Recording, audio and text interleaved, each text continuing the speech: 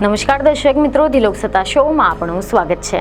હાલ તો પાડોશી રાજ્ય મહારાષ્ટ્રમાં ભાષા વિવાદ પોતાના ચરમસીમાએ જોવા મળી રહી છે। મરાઠી ન બોલનારા લોકોની વિરુદ્ધ મનસે અને શિવસેનાના કાર્યકરો દ્વારા હાથ ચાલાકી કરવામાં આવી હોવાના આક્ષેપ કરવામાં આવી રહ્યા છે। આ પ્રકારના અનેક વિડીયો પણ વાયરલ થઈ રહ્યા છે અને હાલમાં જ એવા સમાચાર સામે આવ્યા કે એક વેપારીને મરાઠી ન બોલવા બદલ લાફો મારવાનો મુદ્દો ખૂબ જ ચગ્યો છે। સમગ્ર મુંબઈમાં વેપારીઓ દ્વારા ઉગ્ર વિરોધ કરવામાં આવી રહ્યો છે। એક દિવસનું બંધ પાડીને પણ વિરોધ વ્યક્ત કરવામાં આવ્યો હતો અને એટલું જ નહીં, મહારાષ્ટ્રના રાજકારણમાં ઠાકરે બંધુએ 20 વર્ષ બાદ એક મંચ પર જોવા મળ્યા હતા।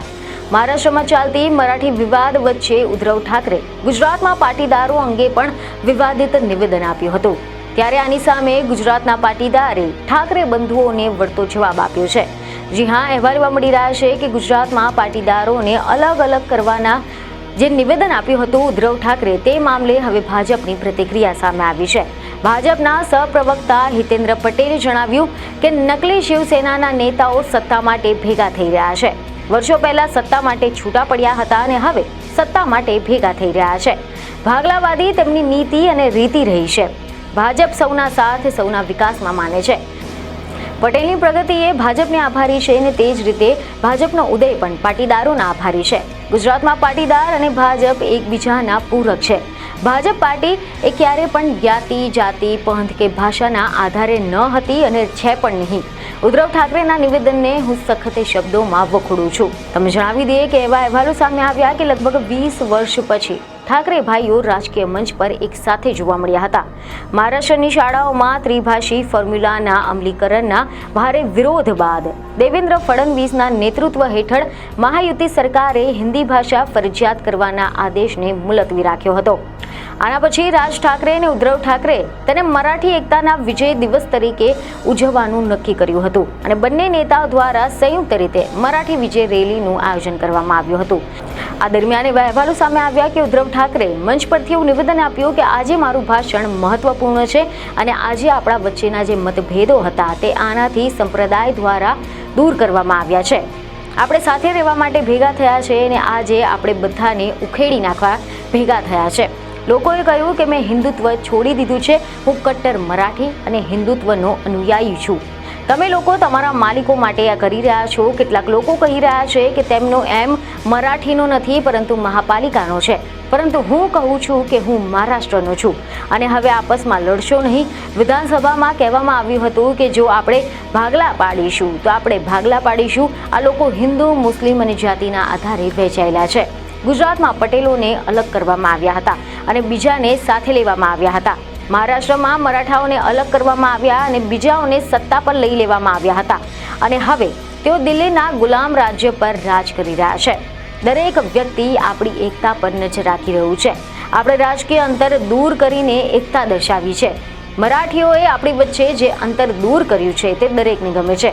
આ ઉપરાંત તાજેતરની જે મીરા રોડ ઘટનાનો ઉલ્લેખ કરતા રાજ ઠાકરેએ નિવેદન આપ્યું કે જો કોઈ ઝઘડામાં થપ્પડ મારી દેવામાં આવે તો તે ગુજરાતી હોય તો શું કરવું જોઈએ? શું તેના કપાળ પર લખેલું છે કે તે કોણ છે?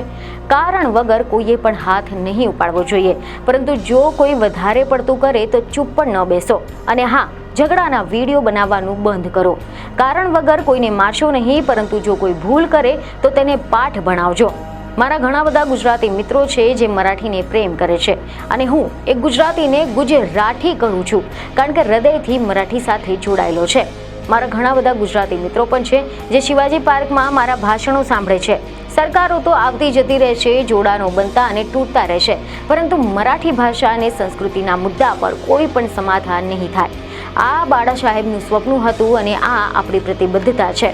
અહેવાલ એવા મળી રહ્યા છે કે મહારાષ્ટ્રમાં થઈ રહેલી હિન્દી ભાષી વ્યાપારી પર અન્યાયનો મામલો, એક રાષ્ટ્રીય ભાષા હિન્દીને લઈને મુંબઈમાં બનેલી આ ઘટનાની સામે ભગવા સેના મેદાને આવી છે। ભગવા સેનાએ કેન્દ્રીય ગૃહમંત્રી અમિત શાહને પત્ર લખ્યો હતો અને ભગવા સેનાના પ્રમુખ કમલ રાવલે નિંદનીય ઘટના સામે કડકમાં કડક કાર્યવાહી કરવાની માંગ કરી છે। અરાજકતા ફેલાવનારા ગુંડાઓની સામે રાજદ્રોહની ધારા અંતર્ગત કાર્યવાહી કરવાની માંગ કરવામાં આવી છે। બંધારણના આર્ટિકલ 19 અંતર્ગત વાણી અને અભિવ્યક્તિની રક્ષા કરવાની પણ માંગ કરવામાં આવી છે અને આની સાથે જ હિન્દી ભાષાના અપમાનને સહન ન કરવા ભગવા સેનાની રજૂઆત છે।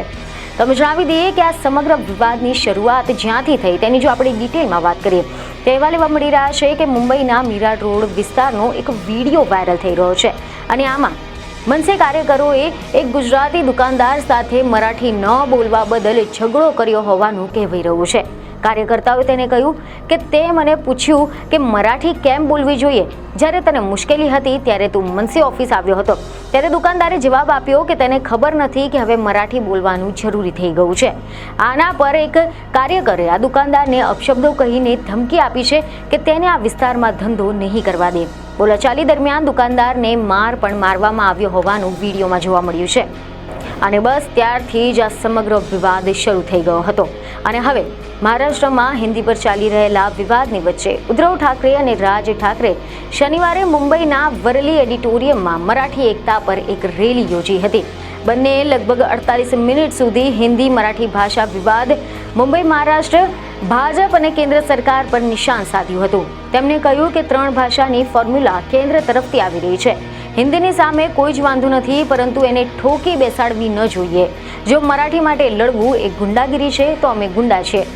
તો આ મુદ્દે તમારો શું અભિપ્રાય છે? શું આવું કહેવું કે કરવું યોગ્ય છે? તે અમને કોમેન્ટ કરીને જરૂરથી જણાવો. બીજને ખબર સાથે ફરી મળીશું. ધન્યવાદ.